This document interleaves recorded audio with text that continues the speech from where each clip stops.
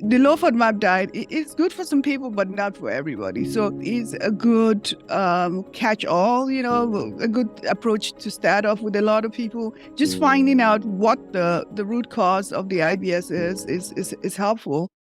The information provided in this podcast is educational and not intended to diagnose or treat medical conditions. Are you struggling with bloating, gas, constipation, and fatigue, but don't know what's causing these problems? The Gut Health Reset podcast with Dr. Anne-Marie Barter dives deep into the root causes behind these issues that start in the gut. This podcast will give you the knowledge you need to heal your gut and reset your health. Thank you, Dr. Onyx, for being here today. I'm very excited to have you and talk about some of these things that you specialize in, which we'll get into in just a second. But thank you so much for being here.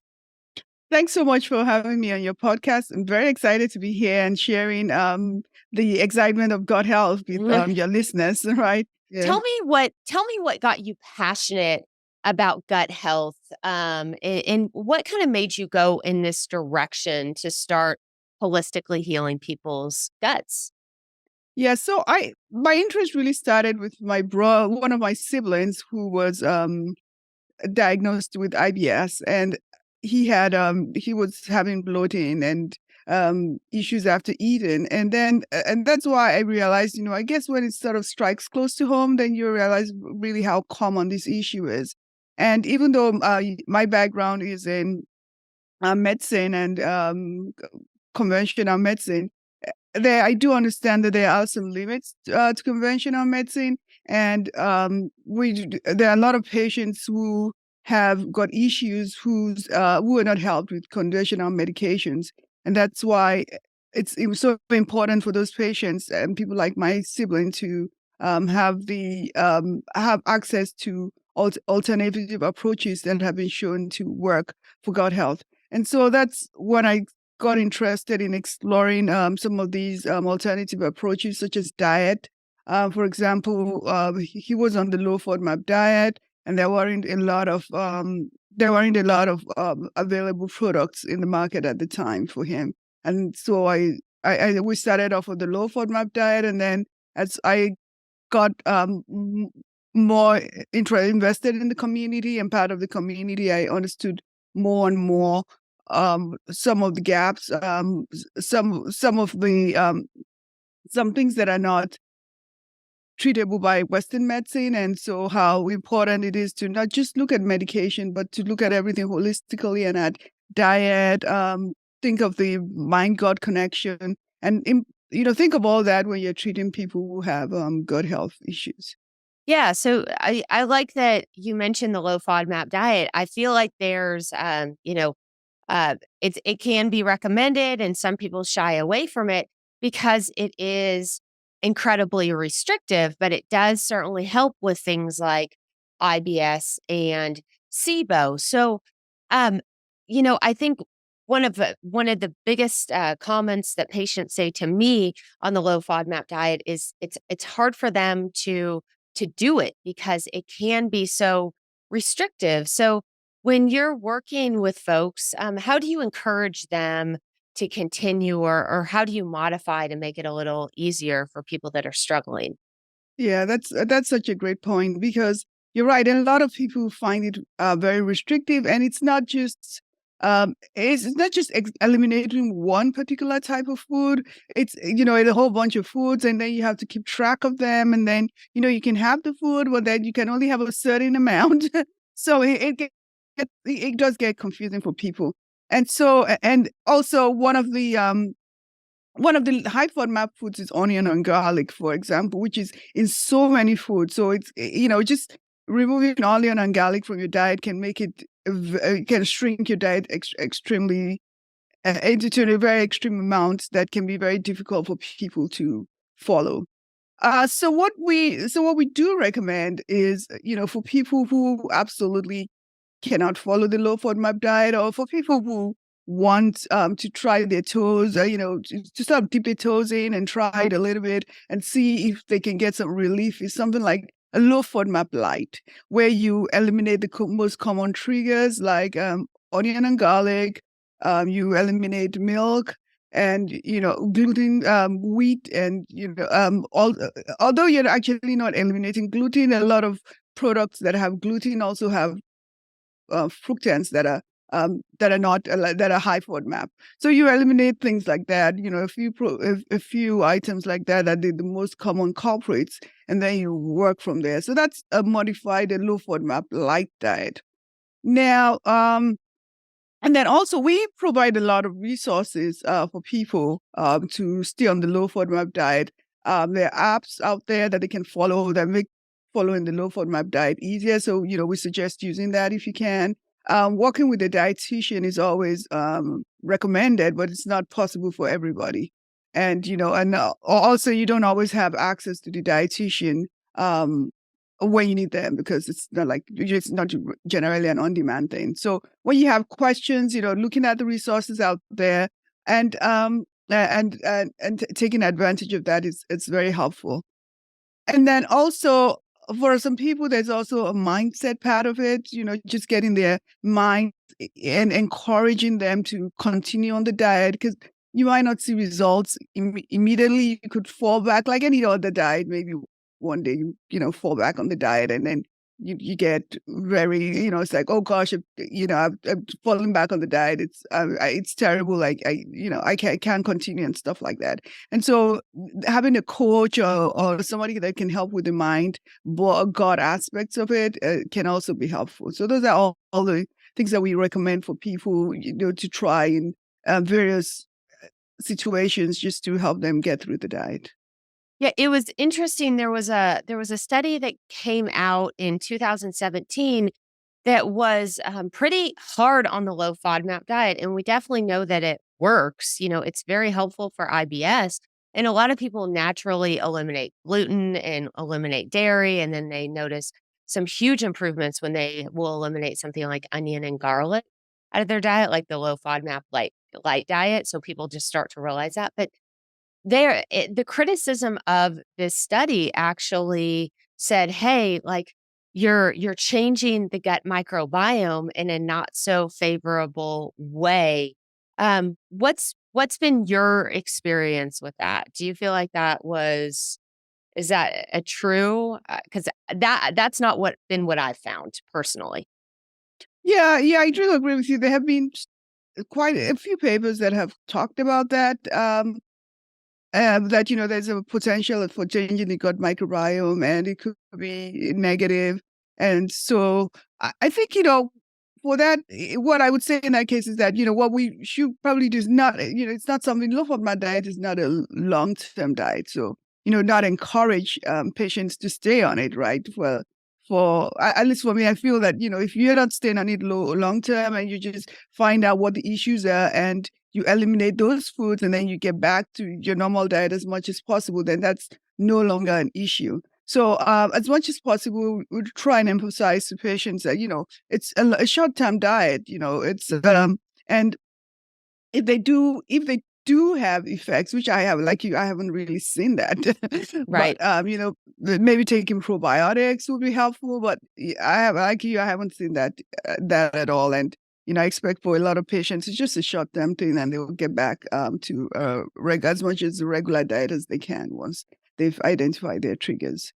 Yeah. So when a patient comes into me with IBS, I definitely run a stool test and do herbs, which it sounds like you also treat supplementally with some supplements as well. So I think sometimes the criticism of just doing the low FODMAP diet is, are you getting to the root cause of the problem? Are you actually addressing what's really there? So what's your approach when somebody comes in with IBS, for example? So I, when people have IBS, so I agree with you, there are different causes. So the low FODMAP diet is good for some people, but not for everybody. So just finding out what the root cause of the IBS is helpful. The low FODMAP diet is a good catch-all, a good approach to start off with a lot of people. And then for some people, it doesn't work. Like they say, the studies are like 75% of patients are helped by the low FODMAP diet. And I do see a lot of patients who are not helped by the diet, or whose triggers don't conform with the diet at all. And so for those patients, they have to look at other things. So we encourage work with our a group. We work with the patients to find out what other issues that can be causing the issues, like a diary, testing, and medications, just to find out, if it's not necessarily, if the low FODMAP diet is not helping them, what could be causing their issues, and how could we help them. So, I agree with you. The low FODMAP diet is not the end all and be all, and you often have to supplement it with other approaches. What have you found in testing is the cause that you've seen? And it's not only one cause, but what have you seen is a contributing factor to IBS? So I think for a lot of patients, post-infection IBS is something that we often see. Um, so that apart from not really knowing the cause, because sometimes it really isn't easy to find out or figure out what the cause of the IBS is. But having post-infection IBS is a huge one that we see. I would say that's, out of all the causes of IBS, that's probably the apart from that, always finding out what the cause is. That's probably the biggest one for us. Post food poisoning, what have you seen most consistently? Post food poisoning, I mean, some people believe that food poisoning is kind of the link. You get food poisoning, and then you have post infection after that. What have you specifically seen? What? Yeah, that's interesting. Like when patients talk to you, sometimes they lump in food poisoning and infection. They just know that they're feeling sick, and they could, so it's, it could be an infection, it could be food poisoning. So they sort of lump it together. So I would just lump that, together as probably the biggest factor for us. Sometimes it's also linked with SIBO for some patients. But I tend to separate IBS and SIBO, even though for some people it's it seems to me they sort of put it together. It's the same thing for patients in their experience. It's the same thing.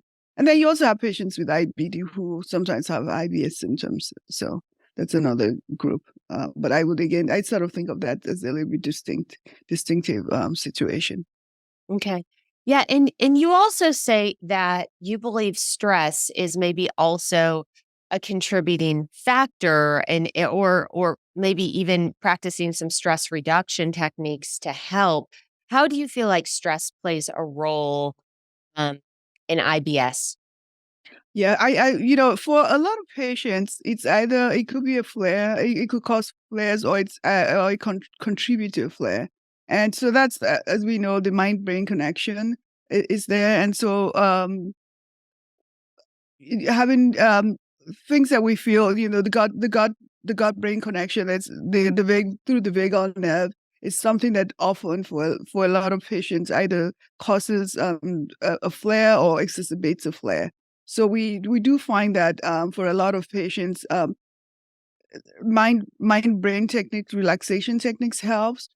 Just going through, even to some patient hypnotherapy, even though we don't offer that, but we do encourage patients when they need it to use hypnotherapy, for example.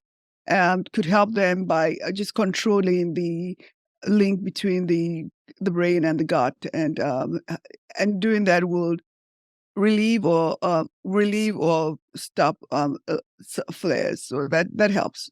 For patients, we see that.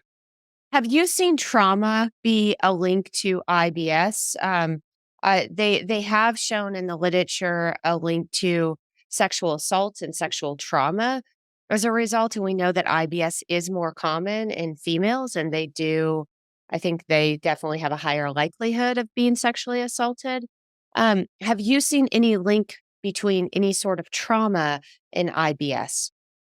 So we haven't seen that. We haven't seen that. I would think of that in sort of really attribute traumas to a stress factor. So the trauma results in stress, and then the patient just generally talks about the stress of maybe a traumatic event and the stress, from that, and then just generally increasing the level of stress that they have. So certainly trauma linked to stress, resulting in stress, can definitely exacerbate and IBS, or even cause IBS flares. Are there any stress reduction techniques that you think are particularly helpful for somebody experiencing IBS issues? Yeah, absolutely. Things like meditation, we recommend meditation a lot.